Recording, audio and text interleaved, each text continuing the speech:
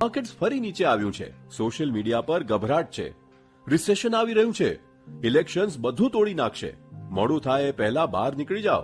સાંભળેલું લાગે છે ને? સાચી વાત એ છે, માર્કેટ્સ હંમેશા સમાચાર પર રિએક્ટ કરતા રહેશે. Elections, wars, budgets, global events દરેક હેડલાઇન શોર મચાવે છે. પણ તમારા ઇન્વેસ્ટમેન્ટ ગોલ્સ એ 10 દિવસ દૂર નથી, એ 10 વર્ષ દૂર છે, કદાચ એથી પણ વધુ. તો પોતાને પૂછો, શું કામ પર એક ખરાબ અઠવાડિયા માટે તમે 10 વર્ષનો કરિયર પ્લાન છોડશો? નહીં ને? તો પછી શોર્ટ ટર્મ વોલેટિલિટી માટે લોંગ ટર્મ પૈસાથી રિએક્ટ કેમ કરવું? ઇન્વેસ્ટિંગ ડિપ્સ ટાળવાનું નામ નથી. ઇન્વેસ્ટિંગ એટલે પેશન્સ અને ડિસિપ્લિન સાથે એમાંથી પસાર થવું.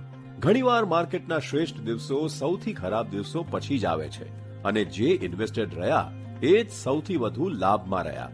એટલે આગળથી જ્યારે હેડલાઇન્સ ગભરાટ ફેલાવે, થોભો, એક ઊંડો શ્વાસ લો, તમારા ગોલ્સ જુઓ, તમારા પ્લાન પર અડગ રહો. કારણ કે વેલ્થ રિએક્ટ કરવાથી નહીં, પરંતુ ટકી રહેવામાંથી બને છે.